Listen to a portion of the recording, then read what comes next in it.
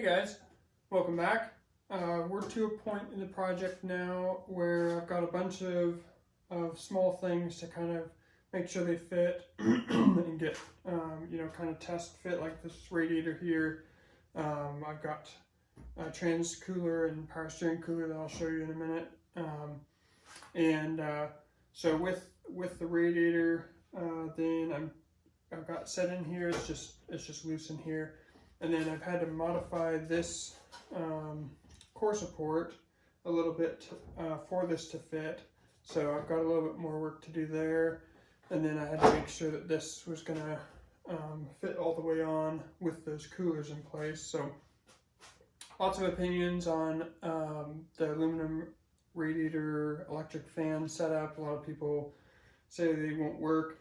I'm going to do some experimenting to see if I can have this work with some different thermostats and some different electric fan switches.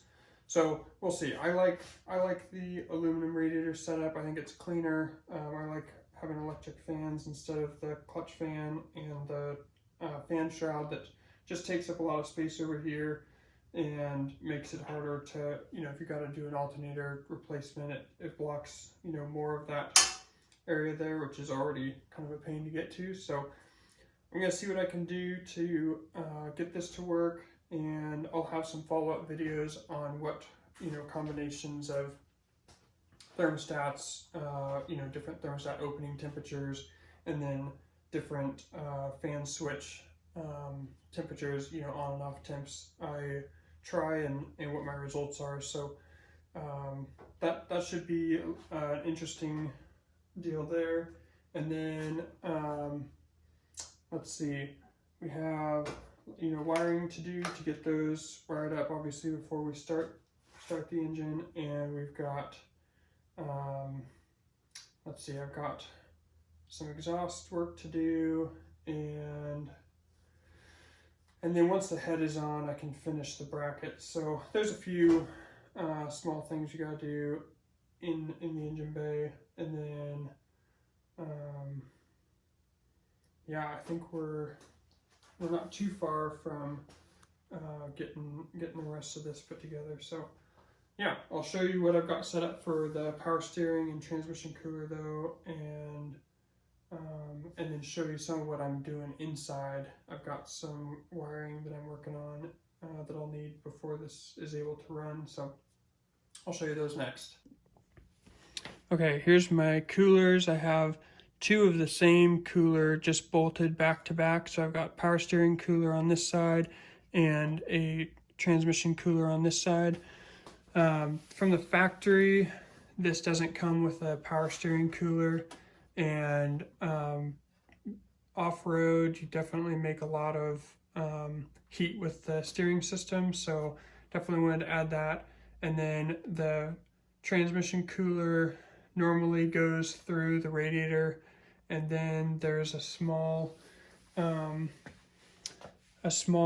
think there's a small external transmission cooler, and I'm just going to run just an external one. I don't live in a really cold climate, and these transmissions, the AW4, make a lot of heat, so I'm not worried about the fluid not getting warm enough. So I'll just run this external one, and so that's what I have there. And I got them installed here, and wanted to make sure that this is just on loose, but wanted to make sure it was going to fit and not interfere with those. So now I got to run the lines to both of these, and I'm using the AN6 fittings, like JIC type fittings, and so those will be really nice. So it's been a little bit since I've been working on the interior now, but I've got the switch panel is done, and then I'm working on the main switch panel that goes across here.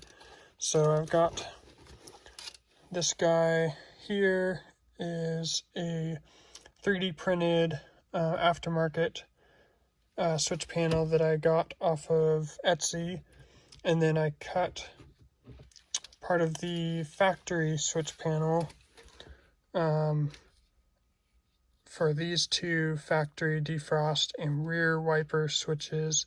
Then I just cut the portion that holds them out of the original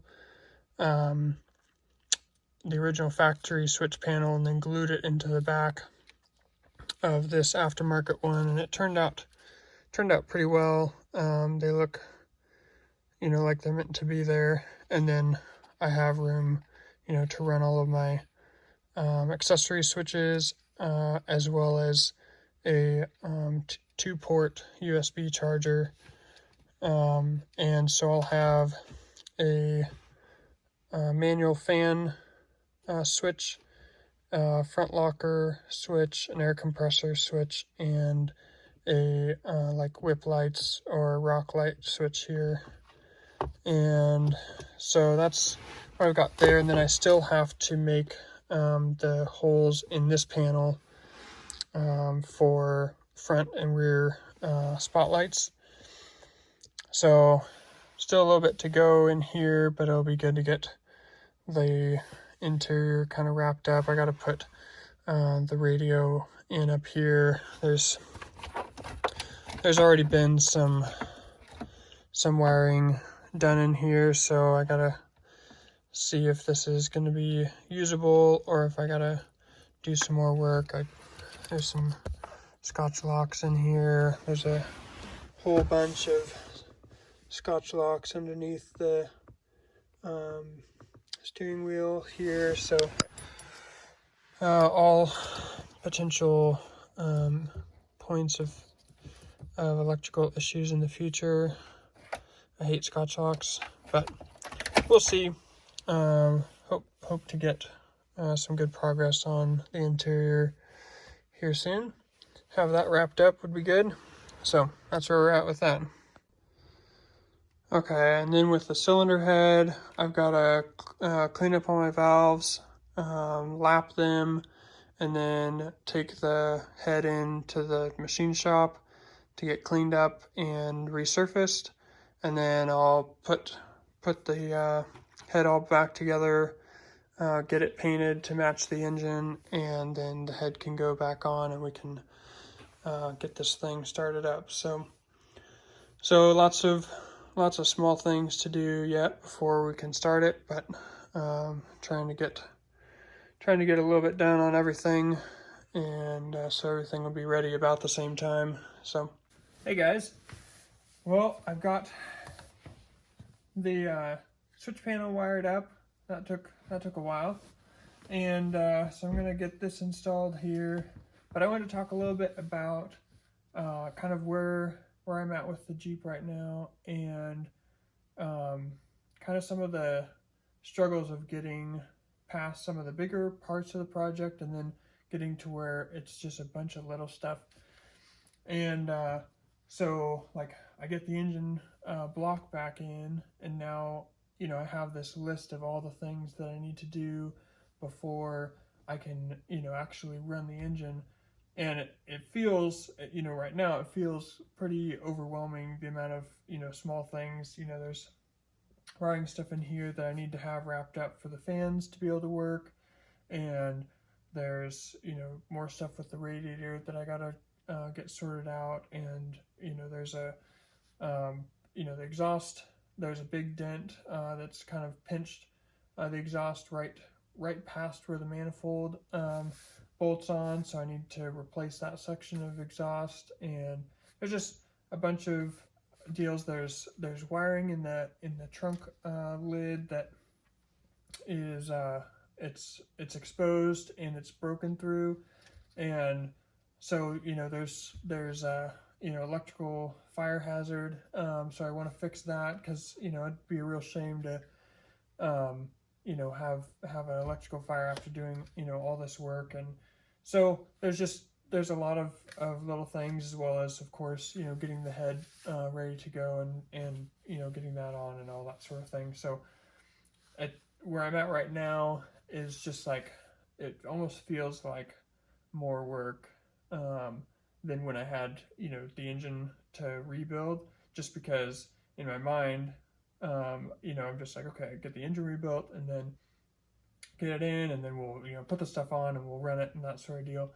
And so I don't know, it's kind of an interesting place to be, but slowly plugging away at getting all these little things wrapped up, kind of taking a break from under the hood to get some of this finished up from when the block was in the machine shop. Then I kind of took the whole interior apart and got a bunch of it done. Got all the wiring, you know, ran to where I wanted the switches and that sort of deal. So now I'm just kind of tying up loose ends, and so it's close, but it's kind of a overwhelming stage at the moment. So I'm sure if you've done an extensive build like this, you know exactly what I'm talking about. And so yeah, I appreciate you guys following my channel. And if you aren't subscribed, please subscribe so you can keep up with my future videos. And I hope you got something out of this video. And yeah, I'm excited to, you know, get further along and have this thing running, and be able to, you know, make videos of how everything has gone, you know, with some of the experiments that I'm doing, like, you know, with the cooling system in particular, but you know, making some follow-up videos on, even like some people had asked about the engine paint that I used and how well that was going to last. So I will have some videos on that after I have, you know, a few thousand miles on the engine. That I'll show, you know, how well the paint's holding up. But yeah, I'll have follow-up videos on any different combinations with the cooling system that I've tried with the aluminum radiator and electric fans, to see what I can make work there. And then you know, any other additional modifications, I'll have some videos, follow-up videos on how that's worked out. So yeah, looking forward to all of that, and we'll see you next time. So thanks for watching.